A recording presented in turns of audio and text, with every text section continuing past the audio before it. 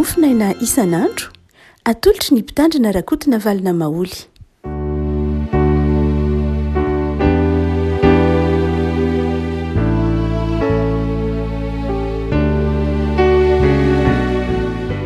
Fanaraba-tsika rehefa komarana ity alarobia fa 17 ny volana febroary ity ny mofinaina voalahatra ho antsika dia ny taratasy voalohany nosoratan'i Paoly ho an'ny fiangonana tany Tesalonika.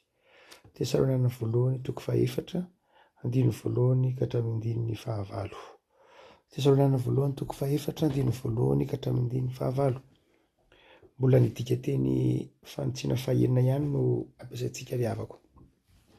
Amin'izany Jesosy farany ry rahalahy dia mangataka aminareo sy mananatra anareo ao amin'ny Jesosy Tompo izay mba ho araka izay nampianarina ianareo no fandehananareo, mba akasitrahan'Andriamanitra koa araka ny andehananareo ihany no hitombonareo bebe kokoa. Fa fantatrareo ny didy nomeninareo avy tamin'i Jesosy Tompo. Fa izao ny sitrapon'Andriamanitra dia ny hanamasina anareo ka hifadianareo ny fitsangajangana mba samy ahafantatra izay ahazoanareo vady amin'ny fahamasinana sy ny voninahitra ianareo. Tsy amin'ny filana fotsiny tahaka ny jentilisa izay tsy mahalala an'Andriamanitra, aoka tsy hisy ianao saina hifetsin-dralahany amin'izany raharaha izany, fa ny Tompo no mpamaly ny amin'izany zavatra rehetra izany toy ny nolazainay sy nambaranay taminareo ihany. Fa tsy niantso antsika ho amin'ny fahalitoan'Andriamanitra fa amin'ny fahamasinana. Koa izay mandady dia tsy olona laviny fa Andriamanitra izay manome anareo ny fanahy masina. Iray masina ao fanamasinana ny fahamarinana ny teninao ny fahamarinana. Amen. Tapany 9 amin'ny andininy voalohany manao hoe ny tapany 11 koa ary koa arakaraka ny andehananareo ihany no hitombonareo bebe kokoa. Arakaraka ny andehananareo ihany no hitombonareo bebe kokoa. Azo lazaina ho mazava ihany ny dikateny eto. Amin'ny dikateny sasany amin'ny version sasany dia tsy dia izay loatra, fa azo lazaina ho mahadika tsara ihany ity etra-pelatanantsika ity, no hoe arakaraka ny andehananareo no hitombonareo bebe kokoa. Indray maka antsika efa nanazava ny filazantsaramasina araka ny Jaona 1:10 raha ny resaka Jesosy ny teny manao hoe tsy ianareo no nifidy ahy fa izaho no nifidy anareo dia nanendrinareo mba handeha sy hareta ny vokatrareo. La hoe mba handeha ho isika tao dia izao tamin'ny nazavana iny tsika herina andro vitsivitsy zay dia ny teny manao hoe izay mandeha ihany no mamoa. Izay mandeha no mamoa hoy Jaona. Ary dia eto dia averin'i Paoly izay manao hoe arakaraka ny andehananareo no hitombonareo. Mandeha makaiza dia mitombo amin'inona. Zay ity ambarany Paoly ity. Ny hoe mandeha eto dia manatanteraka ny zavatra mpanaovin'Andriamanitra. Ny hoe mandeha eto dia manatanteraka ny zavatra asain'Andriamanitra tao. Mandrakariva ao amin'ny soratra masina rehefa mampanao zavatra dia ny teny mandrakariva dia ny hoe mandehana. Tsaroantsika tsara ny baikon'i Jesosy mandehana amin'izao tontolo izao ianareo. Tsaroantsika ny baiko isan-karazany mandehana be taon'ny fandrianao. Be dia be ny teny hoe mandehana miverina matetika hatrany amin'ny testamenta taloha. Ka ilay dika teny hoe mandehana dia milaza fanaovana zavatra, fanatanterahana zavatra, fanatanterahana dedikasa, projet, sitrapon'Andriamanitra, fikasana tsara. Zay ny atao hoe mandehana. Dia eto zany manatitrantsitra Paoly amin'ny kristianina tao Tesalonika hoe arakaraka ny andehananareo no hitombonareo bebe kokoa. La hoe mitombo dia tahaka ny zavamaniry. Tahaka ny zavamaniry izay mitombo, miakatra zany, misondrotra. Dia eo zany Paoly miteny manao hoe betsaka ny olona ny te hitombo amin'ny finoana, te hitombo amin'ny fahamasinana, te hitombo amin'ny fahatsarana. Saingy izao mitranga dia izao tsy mety mandeha. Tsy mety manao ilay zavatra asain'Andriamanitra tao. tsy mety manao le zavatra izay tokony kasaina atao. Mahafinaritra ny olona ny mitombo amin'ny lafiny ara-panahy ohatra.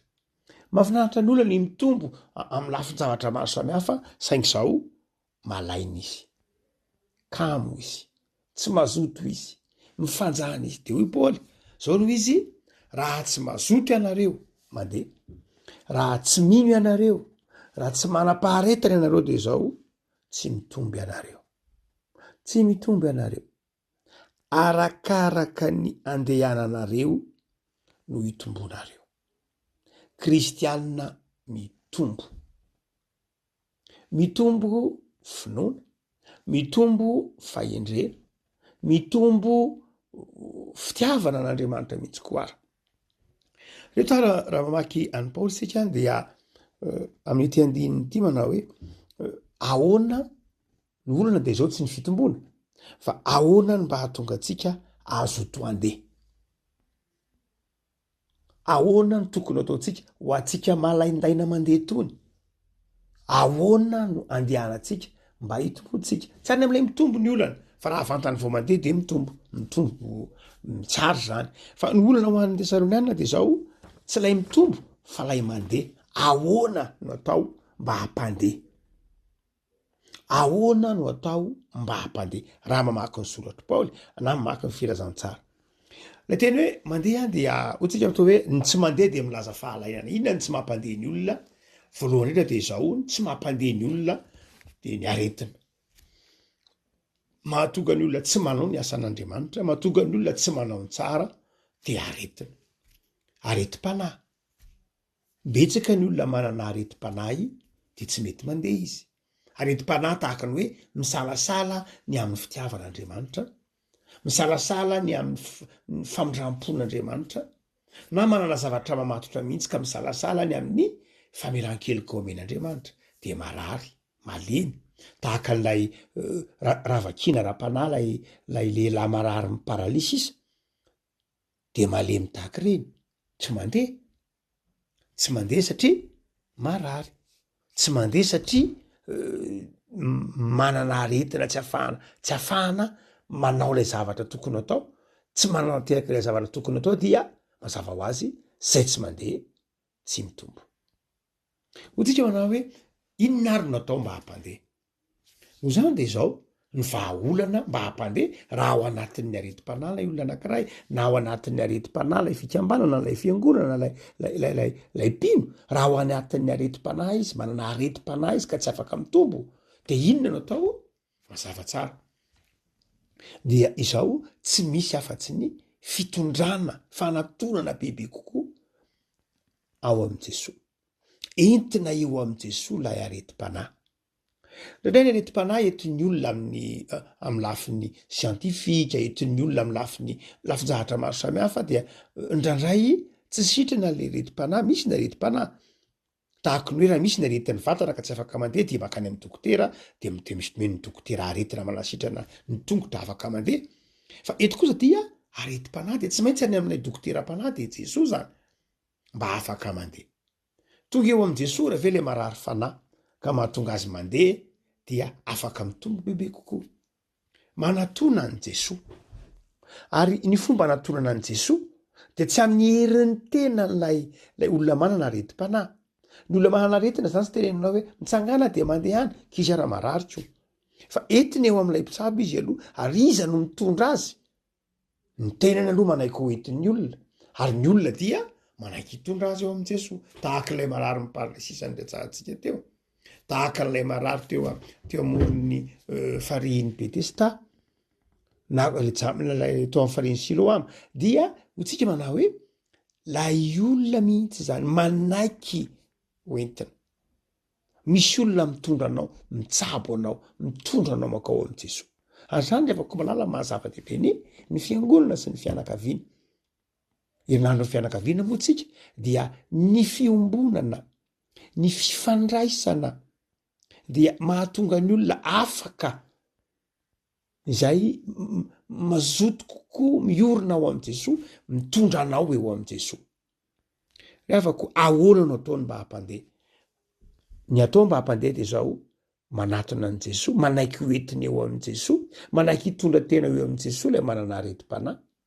Ary ireo olona zay manodidina azy dia manaiky hitondra azy eo amin' Jesosy lay areti-panahiny lay areti-panahiny ny akamona ra-panahy tsy androso, ny areti-panahiny ny tsy finoana, ny areti-panahy isan-karazany ka mahatonga hoe zarangatsy anao azatsy andeha de tsy mitombo. Fa ny faharoa de zao koa, inona koa ny mahatonga ny olona tsy mandeha mihitsy noho ny tenany aloha voalohany. Ny tenany zay manana orana areti-panahy ho tsika teo, tsy afa-mihetsika ka mila tohana avy amin'ny hafa, mila vavaka, mila tohanana no le tenan'le olona. Fa ny faharoa de zao, misy koa ny tsy afa-mandeha satria ny olona manodidina azy mihazona azy. Misy zavatra mihazona azy ka tsy afahany mandeha. Misy olona zay mihazona azy ka mahatonga azy tsy afaka mandeha, ary rehefa tsy mandeha izy de zao tsy mitombo. Betsaka ny olona afaka malala no manana hita mavesatra amin'ny fifandraisana amin'ny mpiarabelona. Indraindray ny olona ao tokantranonao tsy manampy anao. Ianao mba te handeha hitory ny filazantsara, ianao mba te handeha hiangona, ianao mba te hitombo amin'ny fonona saingy zao misy mihazona, misy mametraka olana de zao lasa tsy afaka mandeha.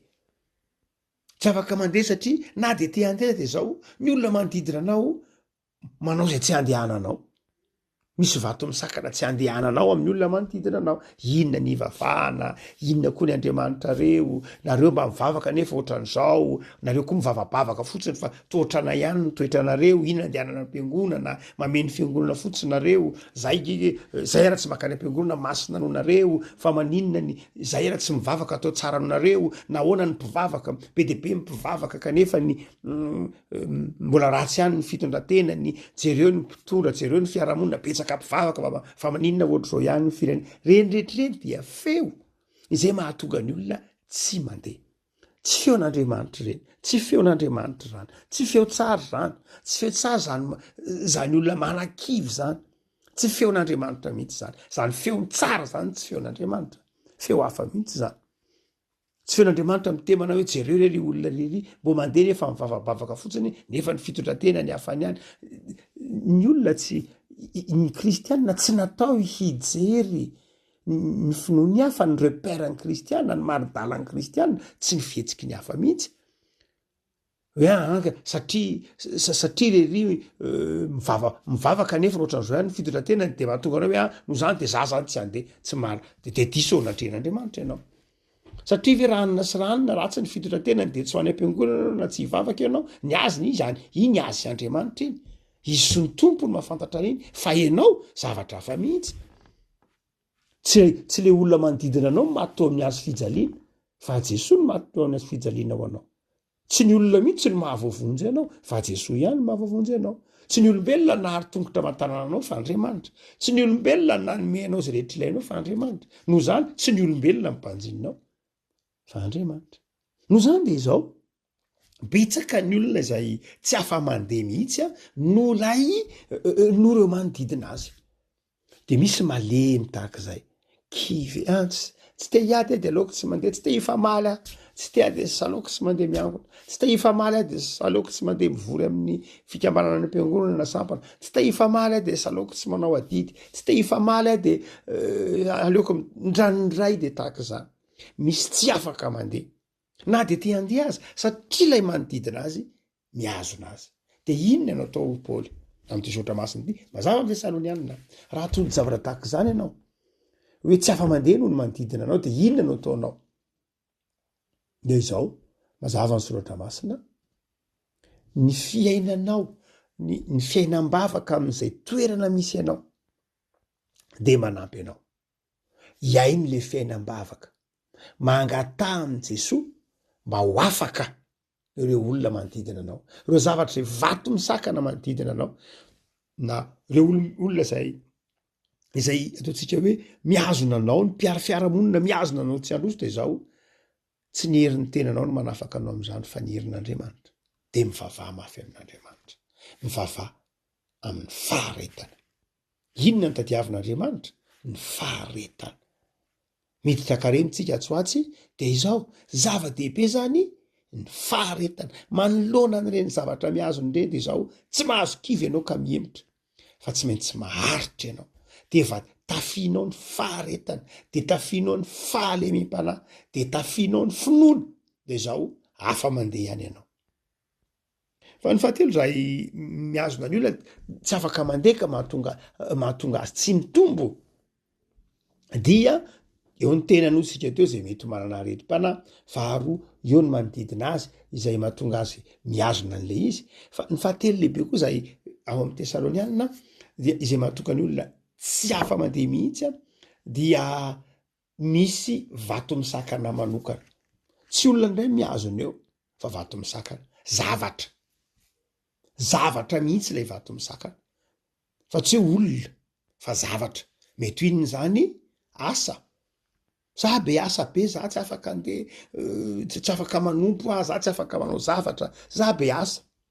Inona koa? Za be andraikitra be mihitsy, za mbola be adidy be ary amin'ny fianakaviana inona, tsy afaka mandeha, tsy afaka manao ny sitrapon'Andriamanitra, tsy afaka mivavaka, tsy afaka manao an'izao. Za koa tsy be trosa be, za tsy afaka manao an'izao, za tsy afaka manao an'izao. Za koa misy zavatra maro isan-karazany, misy vato misakana. Tsy olona no miazona, fa ny olona tsy miazona, fa lay olona mihitsy misy mahita vato misakana eo an-dalana eo. Za tsy andeha, za tsy afaka, be asa, be adidy be rara, betsaka, be de be zany le vato misakana tazana eo. De tsy hita, rehefa any am'le vato misakana ny maso, de zao tsy hita lay lalana le. Mazava ho azy. Tsy hita lay lalana le, rehefa any am'le ngeza be le vato misakana, de tsy hita lay lalana leko.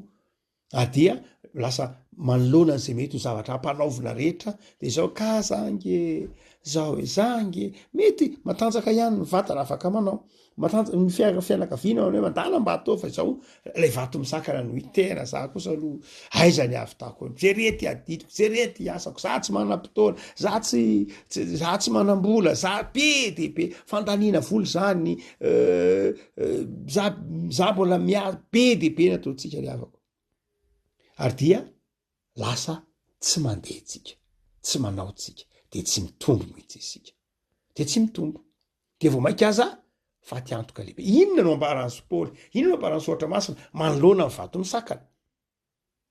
Inona no ambaran'ny Soratra Masina be de be ny takizany? Tsaroantsika le tovolahy niteny tamin'i Jesosy manao hoe inona no antovako, ataoko mba antovako ny fiainana mandrakizay.